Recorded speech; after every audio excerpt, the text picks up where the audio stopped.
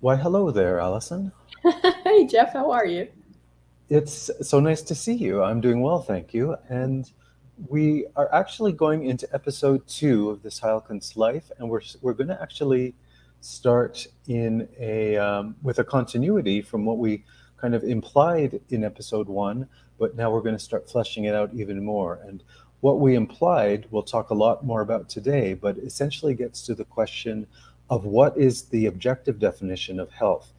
How does Heilkunst look at the definition of health? So, Alison, you actually, I think, prepared a really good case study to kick us off today. So I'll pass it over to you. Yes, well, actually, I didn't prepare very much at all. It actually was the patient who prepared it. And she was super excited. She wrote to us and said, I'm improving my health with support from Arcanum. And she wrote in quotes, I am magic. I know I'm magic. And no one can stop my magical Heine. I changed the last word. And so she wrote that aerial. Now, this is something that some people do as a form of exercise up in the air with bands. So I know that I don't have the visual to accompany this, but you have to kind of imagine an aerial acrobat with like streams of like a yoga hammock. And she says, Ariel has been such a long and arduous journey for me, full of struggle, pain, literal, like aerial hurt, she says, and also triumph. I keep showing up because every time I do something, something comes from it. About 6 months ago, I took a step back in the level I was training in. I wasn't recovering. I was feeling frustrated. I wasn't gaining little victories. It was just a suffer fest. So I'm reviewing and repeating, in many cases, what I've already learned and done a ton. Holding myself back has merited actual growth and progress, literal gains, every class I take. I'm learning a new apparatus which seems to translate over in better strength and more awareness. I can do more tuck overs, pull ups, and I've got stamina to keep going. It's not just the stepping down into lower level classes that made a huge difference. It was taking my health more seriously, sleeping a lot more, opting out when I needed to, eating super clean, and working with Arcanum Holistic Clinic. I literally feel like I'm conquering my autoimmune issues, my Epstein Barr. My confidence is climbing, and I'm happier and less down on myself. I'm able to up my physical activity, and I'm more familiar with my body's cues to slow down and listen. This is by Holly S. in Colorado, in the United States. Yeah. hmm Thank you. I'd only heard part of that. We were talking earlier. You read a part of that to me, but yeah, that's really awesome. It will expand out into our theme, based on some of the concepts we want to talk about today. But I really love that. Like, that's just human nature, right? People express things in their own vivid language, their own vocabulary words and all of this. So, and I really appreciate how she was describing her state of health and her improvements and all of that in that super concrete way. Yeah. hmm So, yeah, so as we kind of introduced a couple of minutes ago, we are really playing off a theme we did not really spell out in the first episode, but was kind of implicit, and it probably will reemerge in other future episodes as well, because it's such a big topic, and that is what I had outlined at the top was, what is the definition of health? How do we define what is a state of health when we're working with a patient and when we're trying to work towards a certain goal? Well, what is that goal? And actually, Alison, this is just popping into my mind. Years ago, you wrote a blog post on this, and it was called something like, "So what are we shooting for?" Text, right? Like, you need a goal, you need an objective, or else, how do you know when you get there, or how do you know what you're even trying to do? So, yeah, this idea of an objective definition of health is important because the reason we need to really deliberately define this is if we don't, what for ourselves, for anybody, what ends up happening is we default to the implicit definition of health in allopathic medicine, right? And their implicit definition is that health is basically an absence of symptoms, right? In other words, it's something that's not present. It's like, what's that old funny thing? It's like, I dare you not to imagine a pink elephant in the room right now, or something like that. And it's like, well, it's hard to imagine. Once you plant that seed, it's kind of there in your imagination. But conversely, it's hard to imagine an absence. Like if we're saying, well, health is an absence of symptoms. Well, what does that even supposed to mean? Well, we kind of know what it means. It's like, okay, well, somebody doesn't wake up with a big rash all over their body one morning, and they don't have a wart, they don't have this and that and the other thing. It's like, okay, well, as I say, that becomes the default implicit definition of health, but that's actually very far from the actual definition of health. So that's what I'm saying here is, if we don't make this explicit, then all of us, we're at risk of defaulting to that very unhelpful definition of health, on the basis of symptoms or the lack thereof. And actually, the other part of that implicit definition then becomes that everything about treatment becomes about getting rid of a symptom. So, then you get into phrases like, oh, well, I did this treatment, surgery or drug or remedy, whatever it is, but I still have my symptoms, meaning, the treatment didn't work. Work in that case, meaning, on our definition of symptoms and getting rid of them. So anyway, this is super, super important as to really become clear on this most critical question. And as we're going to see, we're going to get very far from this allopathic definition based on symptoms. So we'll explore a whole bunch of dimensions here today, but as I said, we will probably still have further dimensions in further episodes. It's one of those topics you can kind of spend a fair bit of time really, really unpacking it all. But yeah, we will do a really good focus today. But yeah, by the end of it, you should have a much clearer definition, hopefully, that we can all work together on. Yeah. The one thing I'm thinking of just right off the bat is that when we're clearing iatrogenic diseases, especially for children, the parent will often ask us, what's the sign and signal that I know that things are working? And well, we usually say best case scenario is a fever. And, if you come from the allopathic matrix, that's considered, oh, well, if you have a fever, that has to be bad. That's an indication that there's a disease matrix on board. And so in our realm, as a healing reaction, a fever is a best case scenario because it's letting us know that we're actually teaching effectively the immune system how to conquer something in the child's midst in a very helpful way. And that's what you're looking for, is to activate that capacity. Because later on, if there are T cells, in a diagnosis of cancer on board, the immune system goes, no, it's okay, no problem. I'm already trained. I know what to do because you let me have this, romp with the chicken pox. So I'm good. So, just hang on a second. I'm going to cook it out. And that's a really well chosen example, to use fever, Allison, because it gets right to our core concept here. You already said it in so many words. In allopathy, a fever is just another symptom. You measure it, you can put a number to it, and act according to what that's supposed to mean.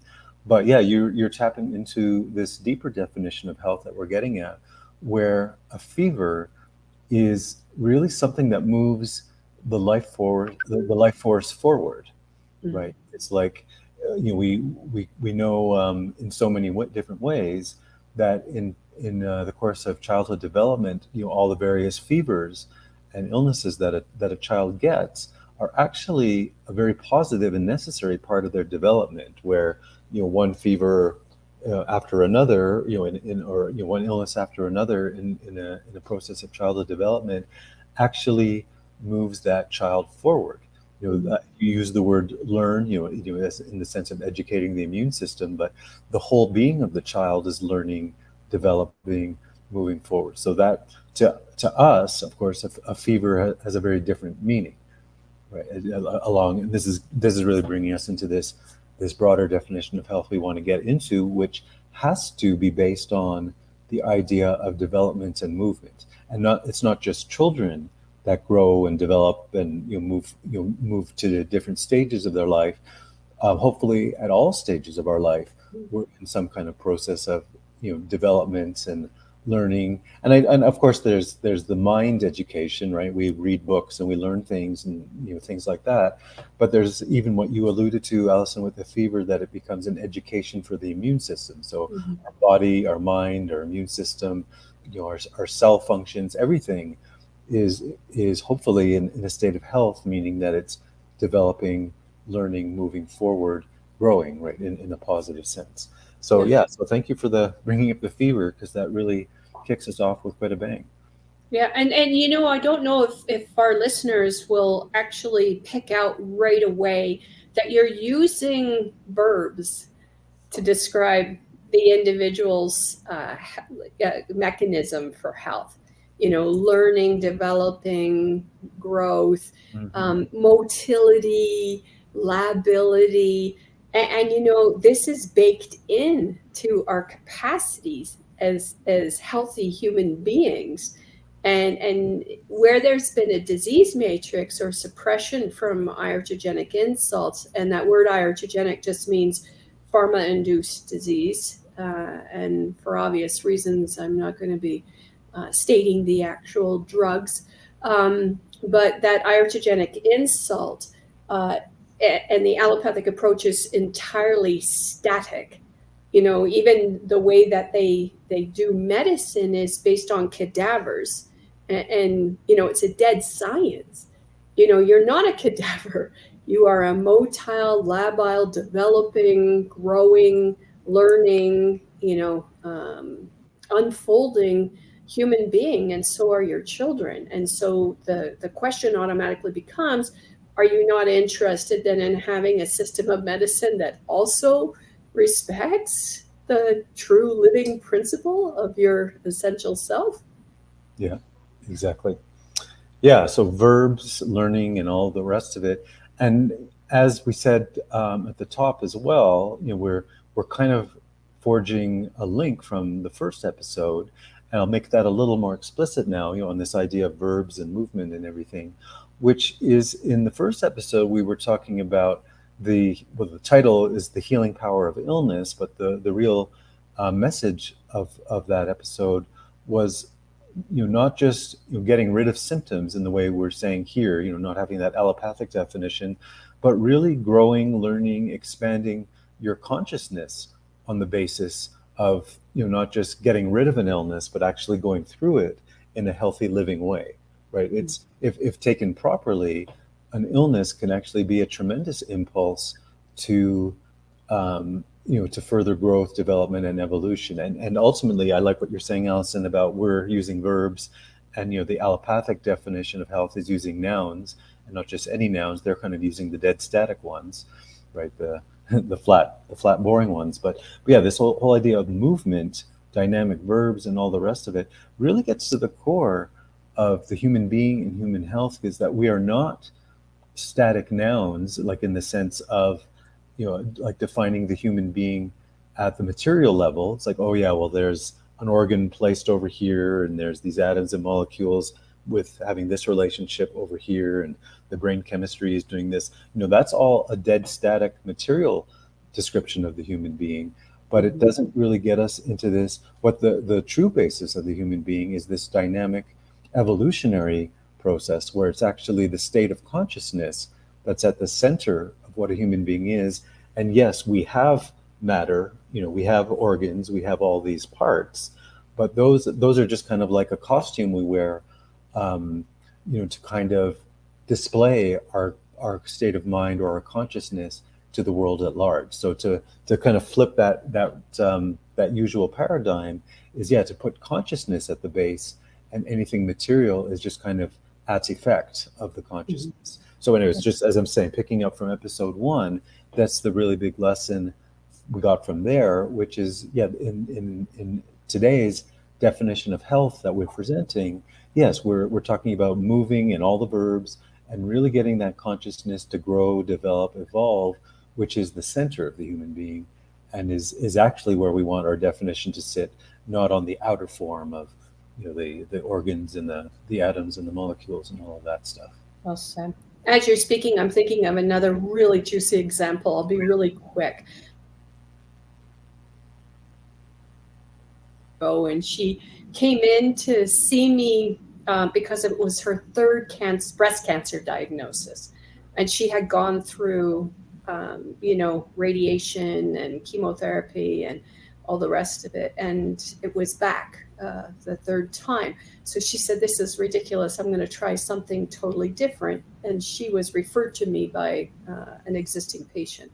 So she went back to the doctor and she said, I want to actually use MRI and X-ray to see where I'm at with regards to my pathology as I go through this weird Heilkunst treatment thing where homeopathy is the base. And he just kind of, you can't actually, he said, you can't use my diagnostic tools unless you use all of my prescriptions and what I propose for you, including surgery, chemo, and radiation. And she said, I'll use the nicer term, screw you, you can kiss my hairy hiney. And basically went off to another city and got the diagnostic tools that she needed without all of his protocols, which had not clearly worked the first two times. And so the moment she said this to me, I was like, oh my gosh, she's going to be just fine. All I have to do is, on the law of cure like cures like, remove the blockages to cure. But with that kind of attitude, yeah, we've got motility, we've got lability, we've got growth, we've got development, we've got unfolding, we've got anger. And anger is actually interesting because it's the polarity of resignation, which is the definition of cancer. And perhaps we'll do an episode on cancer at some point. But yeah, you're in today's theme. That's brilliant. That's part of the diagnosis of how someone's cancer treatment is going, is just what you said about the mental attitude, right? The typical disease expression of cancer is one of profound resignation. They've given up the ghost, as the expression says. They're kind of, what's that other expression? They're going through the motions in life, right? They're just kind of like, there's the outer surface of them seems to be showing up and doing things in life, but there's no true inner life left. So yeah, when somebody curses and uses colorful language and really has some grist to their life energy and how they're expressing and everything, generally something like that is a really good sign that their cancer treatment is actually going in the right direction. They're coming back to life, as it were. They're coming back to a real feisty engagement with their environment and the people around them. Yeah, they're muy picante. Yeah, yeah, very spicy indeed. Yeah. So the other thing you're reminding me too, as we go through the flow of this, these different examples and everything, is, again, this is still a little bit of a tie back to episode 1, but bringing it forward into what we're talking about today. It's like this whole business of the meaning of symptoms and raising our consciousness and really learning this new language, because symptoms are a language, right? They're not just strange anomalies of our physical body. But it becomes a funny thing for me, like just when I'm out in a social situation, friends, acquaintances, what have you, and as people tend to do here and there, someone starts to talk about their health, like they've been diagnosed with this or that, or they're having this and that issue or whatever, and on this basis, what I call symptom literacy, what we talked more about in the first episode, the idea that there's a deeper kind of psychological meaning to a whole range of symptoms someone can be talking about. I kind of can feel a little embarrassed for that person in public, because obviously they're symptom illiterate and they don't realize that they're really revealing some of the darkest parts of their inner world. Like in other words, most people look at the symptoms as just this outer random expression that they have to run off to the doctor for. It's like, oh yeah, I'll get a drug for that or whatever. It's like the equivalent of, oh yeah, I need a new carburetor for my car or whatever. Some boring mechanical problem is going on.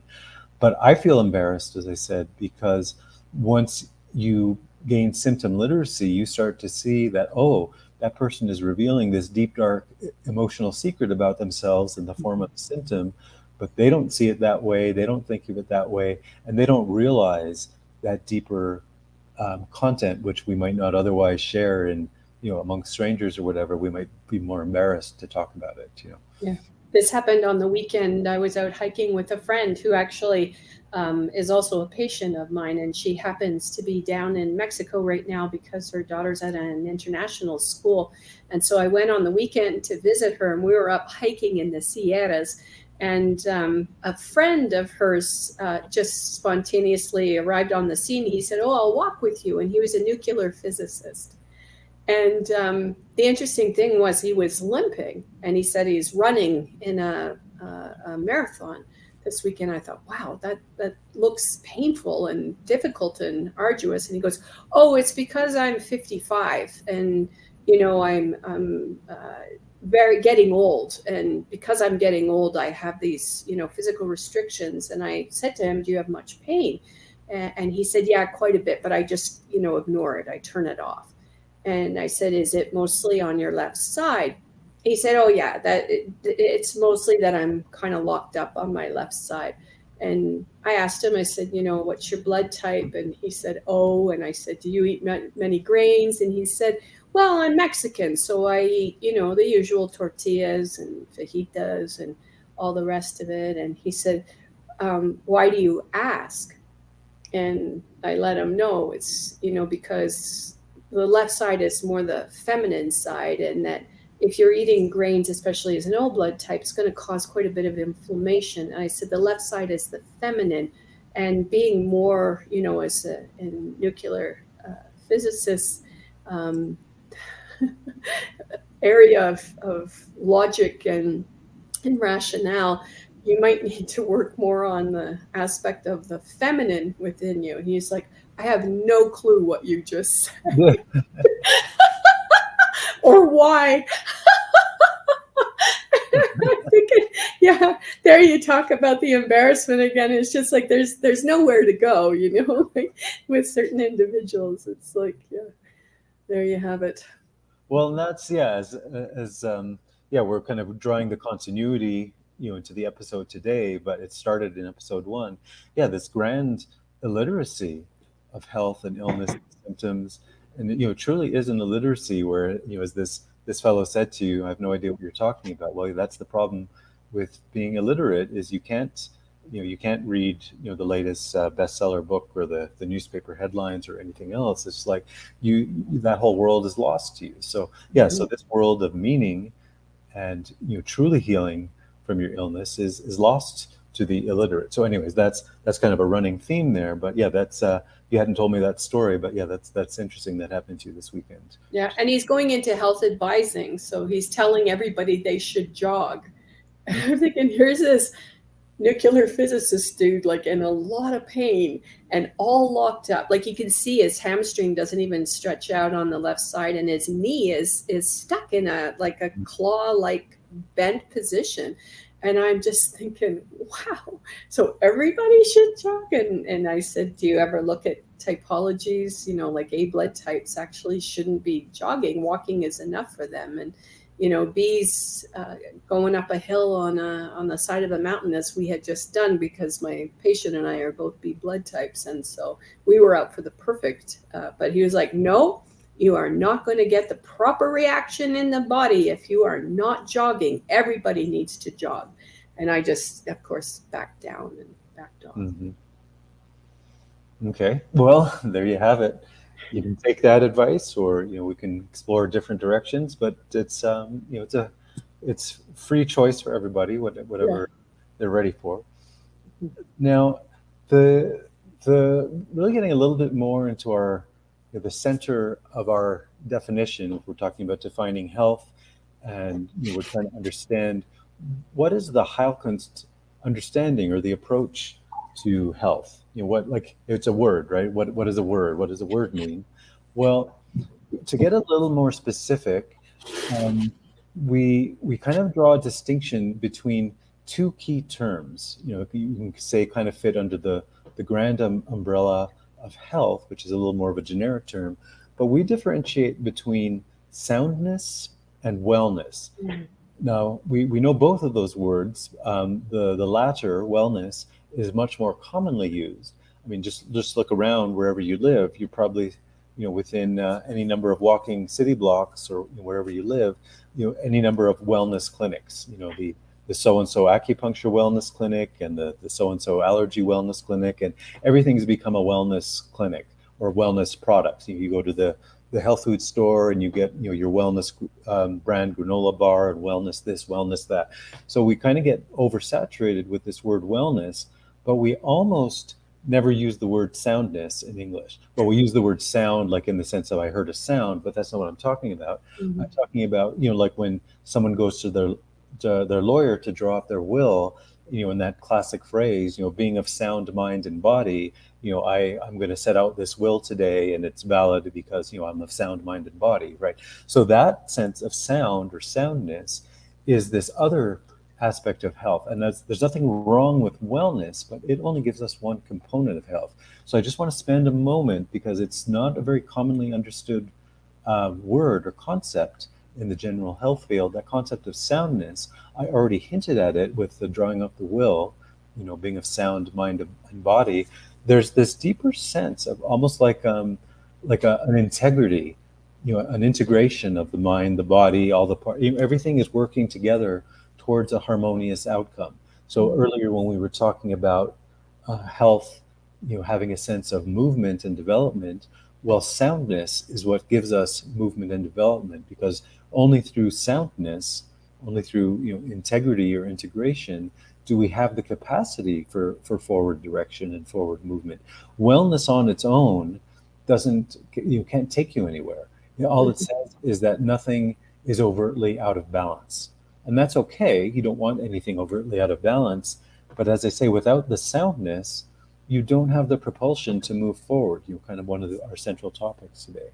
So, oh, and actually, even we of course we study Hahnemann and his Heilkunst. He was German, and we have all this German vocabulary that comes from him. This distinction is a little more clear in the German language. I'm not a German speaker. I'm not fluent. I just know a few basic vocabulary words. But the German word for health is gesund. That has the same etymological root as sound, gesund. Um, so, Bless you, by the way. oh yeah, that's right. When you say Gesundheit to someone after they sneeze, yeah, you're just basically blessing them with health, as it were. Right? We say bless you in English.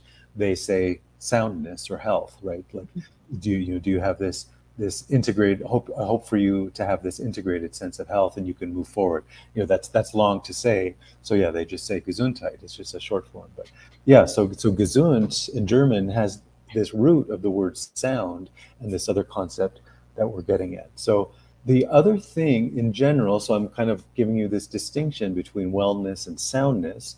They work together, you want both, but without the soundness, as I say, you're spinning your wheels. You're not actually going anywhere. You're not being led to where health is supposed to take you.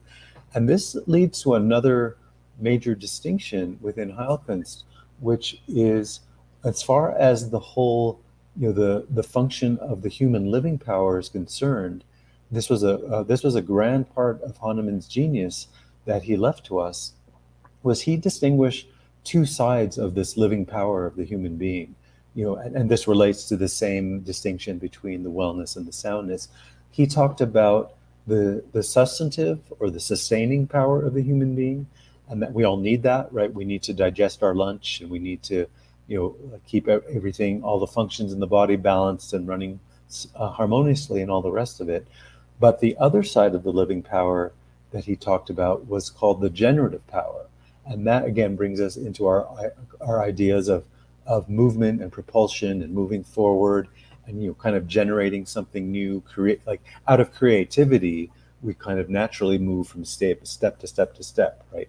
We have, let's say, that generative power, is a forward-moving power, and it's more what we're talking about when we're talking about the soundness, right? If someone being of sound health and sound mind and sound body. So sustaintive power, generative power kind of is this grand polarity that we work with as far as, everything to do with how we apply Heilkunst medicine. But I'm just drawing on that concept in this specific part of defining health as far as the difference between wellness and soundness. Mhm. So yeah, so there, as I say, there's topics within topics there, but I just kind of wanted to get that basic polarity out there, because otherwise, as I say, if we don't have any definition, we're just going to end up defaulting back to the allopathic symptom definition. So yeah, we're definitely getting more and more nuance as we go here. And yeah, what is actually in that word? What is actually in our definition here? Yeah. And with substantive health, you can do very well, with supplements, or, take a bit of honey if you have a sore throat, and some, ginger tea, and, and just kind of resolve a very superficial symptom picture. But you need to know that the generative power, if it's infected with what we call a pregnancy, then that is been an actual entering into the organism, something that's not going to respond to vitamin C and ginger tea. You have to actually act lawfully. Mm-hmm. That's exactly it. And we sort of alluded to earlier today that, you can get rid of a symptom, and there's a million ways to get rid of a symptom, anything from an antibiotic to a who knows what, Yeah. what drug or whatever. But the fact that the symptom is, if the symptom was here, but now it's gone, that's not necessarily a good thing. Actually, that could be a bad thing, Yeah. depending on how that happened, right? And so why I'm saying that in this form is, this brings us back to this core definition of health. And is there forward movement and all the things we're saying? Well, if, as I say, if a symptom is eliminated, through an antibiotic or something suppressive, then yes, there's movement, you can say, but it's kind of going backwards, right? It's Mhm. kind of going in the opposite direction of health. So as I say, the person and the doctor may be happy in that moment because, oh, look, the symptom is gone. But the fact that they had to make that patient's health go backwards to do it is, yeah, now we're kind of in a negative definition of health. They're Mhm. going backwards, they're going the wrong way. Yeah, I don't care that the symptom is gone because it was gotten rid of by actually making the health worse. So Right. here's one of the consequences of not having a clear definition of health is you end up with bad consequences. Right. Like my patient with the repeating breast cancer. That's it. That's it. Yeah, the so-called repeating breast cancer, there's nothing repeating there. It was never gotten rid of in the right way in the Right. first place. So it Mhm. was always there. It's just poking its head up over and over again. Peekaboo, hello, it's me again. Yeah, you never left. That's the, Mhm. dear friend, you never went anywhere. Well So yeah, said. this idea of movement is, what we talk about in when we're using the correct law of cure, like cures like, or the law of similars, that has movement in the correct direction. As we always say, that classic phrase, better out than in. In other words, if a disease process is inside of somebody and we give them the correctly prescribed homeopathic remedy, and now that moves outward, it may move out onto the skin, it may move out into a temporary cough or some other symptom, that's actually a good thing. In the allopathic definition, it looks like we've created a bad situation. It's like, well, they didn't have that symptom before, and now you gave them a remedy, and now they have a symptom. So in that definition of health, we supposedly have made the health worse, right? We added a symptom, but we didn't add a symptom in that sense. We just moved the disease from a deeper layer out to the more superficial layer, the better Right. out From the than more noble organs to the least noble in. organs. Exactly. The nobility of organs, because yeah, they're all going to hold court any moment. But that actually demonstrates our core idea here is the proper direction of healing and curing. It moves outward. as I say, out onto the skin or what have you. So at the physical symptom level, we get this proper movement, things moving outward. But it's like we were saying earlier, in somebody's life in general, as a result of their proper treatment, their life is going to start moving forward. Where they were, whatever, stuck in a Mhm. dead job, whatever the example is, that's an example of being, not moving in the right direction or not moving forward. But yeah, through proper cure of not just the physical symptoms and diseases, the whole life force of that person really starts to get that proper healthy forward direction. So that's, say all these pieces go together. It's not like you have physical health over here and you have mental health over here and emotional health. No, it's the whole human being is moving forward. We're just seeing it come out in these different channels, one or the other, or at the same time, as it were. But anyway, that whole idea of forward moving direction is really becomes our baseline of what we're looking for as far as the proper healing process that's going on. Yeah, well said. Mhm.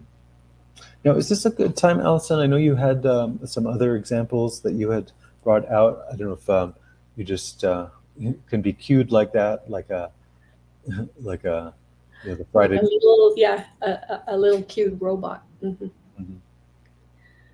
There was one here I really love. She's off thyroid prescriptions. I never thought it would be possible, but here I am today, free of all thyroid prescriptions.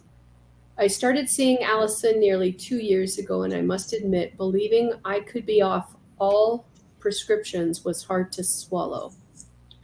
After all, when my physician told me 20 years ago that I needed to take Synthroid, he said it would be for the rest of my life, and I believed him. To kickstart my thyroid journey, Ali suggested I follow a thyroid diet. I decided at the least I wanted to be healthier and happier, so what the heck? I eliminated all caffeine from my diet, started exercising, and cut way back on the sugar intake. A little over a year ago, I was able to cut my thyroid medication dosage in half. And then this year, I was able to eliminate it entirely. I take a kelp and iodine supplement daily for support, but that's it. I feel great and much more energetic. Thank you, Allie. That was Linda F. in Nebraska, United States. Yeah, very good. Yeah, and again, like I said earlier, yeah, there's like I just love hearing the vivid, real language of an individual person because yeah, it is so, concrete and particular, and yeah, say we have all the concepts; those are tend to be broad in general, but yeah, I love those particular examples. It really drives it home. Mm. I actually, speaking of examples, I have one, and Yeah. as a matter of fact, it's an example of myself. And Oh, again, once again, it's conceptually, it's going to harken back to episode 1, where we talked not just about physical symptoms, but also the meaning of accidents. Right? If somebody gets into a fender bender or things like that. We kind of analyze it on the exact same grounds of what's kind of moving in their life energy or stuck or what have you. So the example of myself is this was a number of years ago, back at the beginning of the clinic, and it was at a point early on where I was just starting to do some hiring, to help with some of the administration and the management of those kinds of things at the clinic. You just can't do it all yourself after a certain point, and I did have resistance. Right, it's the classic business owners condition of for one, they're kind of they're running as fast as they can and doing everything, but they kind of can get into this sense of, well, I don't have time to stop and hire someone and train somebody and show them how to do it. It'll just be much quicker if I do it. I know how to do it, and I can just get in there and do it in 3 seconds. And so yeah, that whole idea of hiring kind of becomes a bottleneck or a resistance. That's a classic sign that at the early stages of a business. And this was me. I definitely was resistant to that. And anyway, so the where the story begins and really gives us an example here is while I was in that phase, including my resistance, I was driving somewhere in my car one day, and out of the blue, the power steering just gave right out.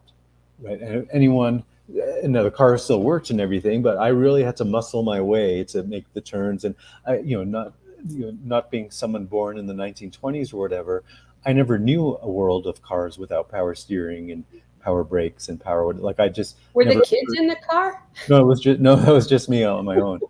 But but yeah, as I say, I never even knew what that other world was like without all the power add-ons. And so yeah, I had to kind of power my way home, literally, like using every muscle um, power I had to get that wheel to turn and everything. But yeah, Wow, that was it's in the yeah, exactly, in the theme of the Thorwald Deflison book we talked about in episode one. Yeah, that was this beautiful example of my life force um, exemplifying itself through this occurrence, right? Because Mhm. that's what, through my resistance of doing, beginning to hire, that's effectively what I was doing. I was saying, well, I'm just going to power my way through everything, and I don't have time to stop and to do all the hiring and the training and all that. So yes, sure enough, my car dutifully responded to my life energy and said, oh, okay, that's what you want. Okay, well, I can do that. Let's do a little bit of that today. So yeah. Wow. Yeah. Well, I'm glad you're okay. Yeah, here. Look, hello. Yeah, because that freaks me out a little bit. Because yeah, that's because it affects your capacity for timely maneuvering. If you lose your power steering, like all the other cars on the road are not Model T Fords or you know Right. 1931 Chevs. Like yeah, you need that capacity for quick reaction. So that's frightening. Yeah. No, Mhm. yeah, it wasn't on the highway or anything like that. So yeah, it was a safe situation, fortunately, of course. Yeah, But yeah, it was fortunately. very, very you can't really hide No. when life throws a symbol at you like that. Yeah, understood. Hmm. Yeah. So back to symptom literacy. Yeah, if I were perfectly illiterate at that point, I would have just grumbled and taken the car in to the mechanic and done all that stuff. But without gaining the insight of, well, yeah, what's really going on in my life force Mhm. that would have needed to express in that moment. Yeah, it's a great example. Mhm. Mhm.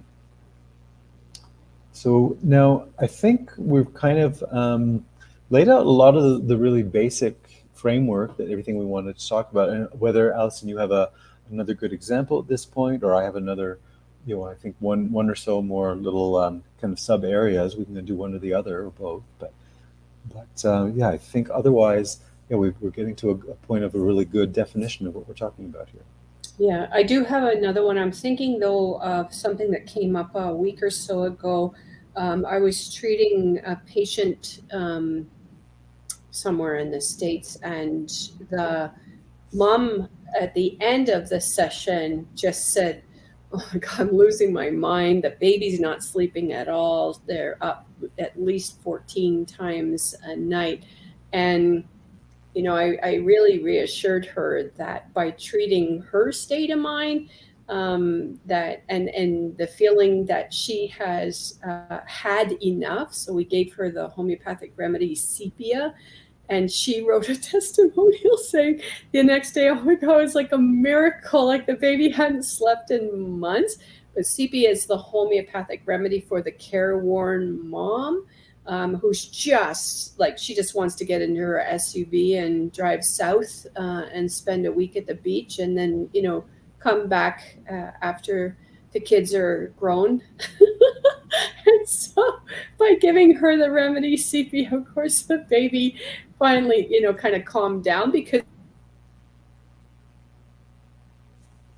who was losing her biscuit 20 times a day but keeping it under wraps the best that she could. So baby was just attempting to express that during the course of the night, through like this hypervigilance and constant nursing and constant neediness and not being able to be put down for a moment. And so it's just, again, that's a really good example of diagnosing the true cause, and being able to define the roots, and resolving it in one person that actually affects Hmm. another. Hmm. Exactly. Exactly.